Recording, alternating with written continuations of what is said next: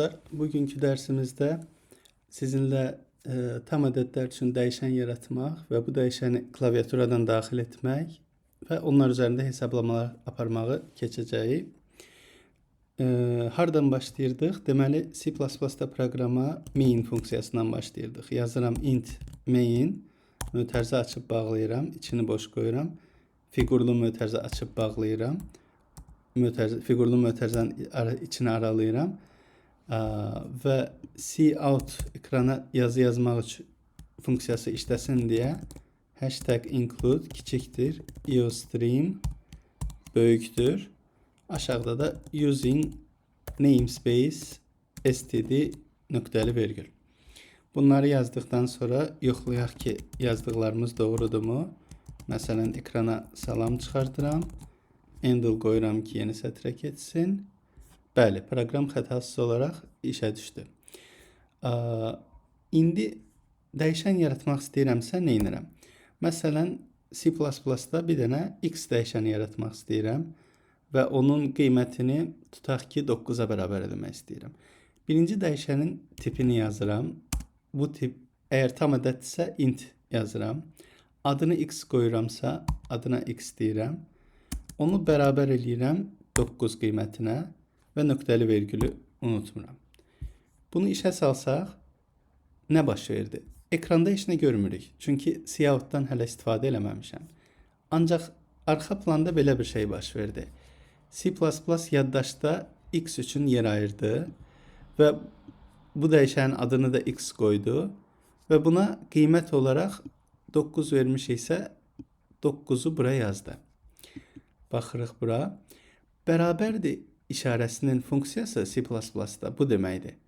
Sağ tərəfdəki hissəni, sağ tərəfdəki dəyəri sol tərəfdəki dəyişənə yaz. Bu riyaziyyatdakı kimi deyil. Məsələn, mən aşağıda 8 bərabərdir x yaza bilmərəm C++-da. Bu xəta verər. Hətta istəyirsə yoxlayaq. Baxın, xəta verdi. Amma x bərabərdir 8 yazsam heç bir problem yoxdur. Yoxlayıram. Baxın, proqram xətasız işlədi. X bərabərdir 8 yazanda indi nə baş verdi? Bayaq x-i yaratmışdım. Proqramın işləmə müddəti boyunca yaddaşda x-ə yer ayrıldı və bu 9'a bərabər oldu. İndi isə bu 9'u proqram buradan silib üzərinə 8 yazacaq. Bəli, 9'u buradan sildi və bura 8 olduğunu qeyd elədik. Artıq bundan sonra proqram harda x görsə, bunu x-in qiyməti olan 8 ilə əvəz edəcək. Məsələn, burada ekrana x-in özünü çıxartmaq istəsək, neynirik? Cout kiçikdir x kiçikdir endl nöqtəli vergül. Yoxlayaq. Bəli, gördüyünüz kimi ekrana 9 yox 8 çıxdı. Əgər bu hissə olmasaydı, bunu kommentləyirəm.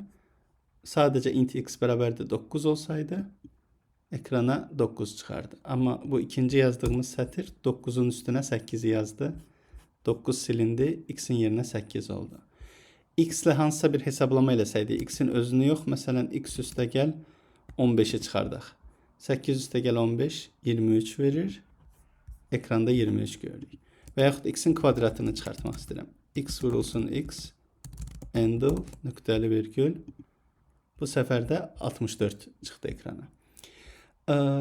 Int dəyişən, int tipi yaddaşa 32 bitlik sistemdə hardasa bizə icazə verir ki, x-in içində mənfi 2/31 ilə müsbət 2/31 çıx 1 arasında qiymətləri yadda saxlayaq. Müsbət 2/31 də təqribən 2 milyard 147 milyon nə qədərsə eləyir. Yəni 2 milyard 147 milyon nə qədərsə. Bu nə deməkdir? Bu o deməkdir ki, biz əgər int dəyişəni yaratmışıqsa, buna uzağı 2 milyard 147 milyona yaxın bir ədəd verə bilərik. Yəni ondan o üzə ədədlərdən istifadə eləmək istəsək, limiti aşacaq. Məsələn, gəlin burada yoxlayaq. X bərabərdir 2 milyard, tutaq ki 145 milyon. 145 milyon 8 olsun. Bunu versəm və ekrana x üstə gəl 15'i çıxardıram. Heç bir problem yoxdur. Cavab 2 milyard 145 milyon 23 oldu. Amma yox, limiti aşsam 2 milyard 147 milyondan böyük. Məsələn 2 milyard 149 milyon 8 verirəm. X üstə gəl 15 2 milyard 149 milyon 23 çıxmalı olduğu halda işə salanda görürəm ki, mənfi bir ədəd alındı. Yəni proqram gözləmədiyimiz bir nəticəni verdi. Bu o deməkdir ki, artıq integerin tam ədədin limitini aşmışıq. Bu limitlərdə diqqətli olmaq lazımdır. Əgər bizə bundan böyük ədədlərlə işləmək lazımdırsa, onun başqa bir tipi var, long C++-da. Belə bir tipdən istifadə edərək daha böyük ədədlərlə işləyə bilərik. Yoxlayaq. Baxın 2 milyard 149 milyon 23 daha doğru verdi. Long isə bizə 2 üstü mənfi 2 üstü 63 ilə müsbət 2 üstü 63 çıx bir arasında ədədlərlə işləməyə icazə verir, imkan verir. Buna dedik ki, 2 dəfə long sözünü yanaşı yazırıq. Long.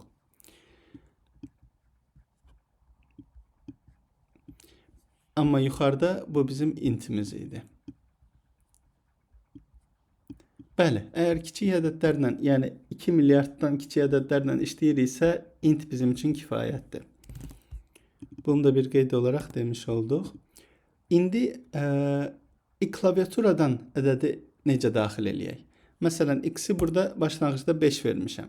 İndi bir dənə də y yaradıram, nöqtəli virgül, boş qoydum. Və istəyirəm ki, y-i mən klaviaturadan daxil edim. Onun üçün də sin əmrindən istifadə edirik. Böyükdür, y nöqtəli virgül. Diqqət edin, handle yalnız cout da var idi, təzə sətrə keçsin deyə. Sində belə bir şey yoxdur. Sadəcə sin yazırıq, böyükdür və dəyişənimizin adını yazırıq. İndi bu proqramı işə salsaq, nə baş verəcək? Gözləyəcək ki, y-in qiymətini daxil eləyək. Gəlin aşağıda x ilə y-in cəmini yazaq. X-imiz 5'dir. Bəli, x üçün proqram yaddaşda yer ayırır. Adını qoydu x və bir düzbucaqlı ilə bunu işarə eləyək. X-ə qiyməti neçə verdi? 5 verdi. Artıq proqram bura 5 rəqəmini x-in içinə yazacaq. Və nə vaxt x adı keçəndə proqram biləcək ki, bu x-in qiyməti nəyə bərabərdir? Gedib yaddaşda ona baxacaq, görəcək ki, bu 5'dir. Və y-i tanıtdıq. Əgər biz bunu tanıtmasaq, bu işləməyəcək. Məsələn, bunu kommentləyim, proqram bunu görməsin, xəta verəcək. X-i tanısa da deyəcək ki, mən y-i tanımıram. Baxın, error, y was not declared in this scope. Yəni, mən y-i tanımıram. Y kimdir? Onu tanıtmaq üçün kommentimizi açırıq. Deyirik ki, biz y-dən də istifadə eləyəcək. Hansı dəyişəndən istifadə eləyəcək isə proqram boyu, onu yuxarıda tanıtmalıyıq ki, proqram bizə xəta verməsin. Y-i açdıq, int verdiyi tipini. Artıq açan kimi yaddaşda buna yer ayrılır. Nə qədər demişdik? Təxminən 4 byte əgər 32 bitlik sistemdirsə. 4 byte yerimiz ayrıldı və y-in içində hal-hazırda nə olduğunu bilmirik. Biz çünki içinə heç bir qiymət vermədik. Bunun içində təsadüfi rəqəmlər də ola bilər, kompüterin yaddaşında o nöqtədə nə varsa onlar ola bilər. O bizə maraqlı deyil. Biz artıq 8-ci sətirdə sin y eləyirik. Proqramı işə salanda artıq baxın, heç nə yazı çıxmadan qabaq, cout x üstə gəl y görməmişdən qabaq, sin gözləyir ki, biz klaviaturadan y-ə dəyər verək, qiymət verək. Bəli, y-ə 97 verdi. Enter'ə basan kimi ekranda x üstə gəl y-in nəticəsini görməliyəm. Yəni 9-cu sətirdəki kodun. X-imiz 5 idi. Y-imiz isə mən əlimlə 97 verən kimi buradan qeyd eləyək. Artıq C++ proqram işlədiyi müddətdə y-ə ayırdığı yerə 97 yazır. Yəni nə vaxt y-i görsə, biləcək ki, bunun qiyməti 97-dir. Biz onu dəyişmədiyimiz müddətcə. Cout x üstə gəl y eləyəndə baxır ki, x neçədir? 5'dir. Onun yerinə 5 yazır proqram. Üstə gəl y neçədir? 97'dir. Onun da yerinə 97 yazır. Və 5 üstə gəl 97'nin nəticəsini hesablayır, 102 tapır və onu cout'a verir. Cevabımız 102 olur. Gördüğümüz kimi ekranda da 102'ni çıxardır. Y-ə başqa qiymət versək, məsələn, bir daha proqramı işə salım. Bu səfər Y-ə 3 verirəm. Enter-ə basıram. 5 üstəgəl 3, 8 verir. Artıq Y-in qiyməti bizim yazdığımız, klaviaturadan daxil elədiyimiz qiymətə əsaslanır. Hələlik bu qədər. Növbəti dərsdə görüşənədək.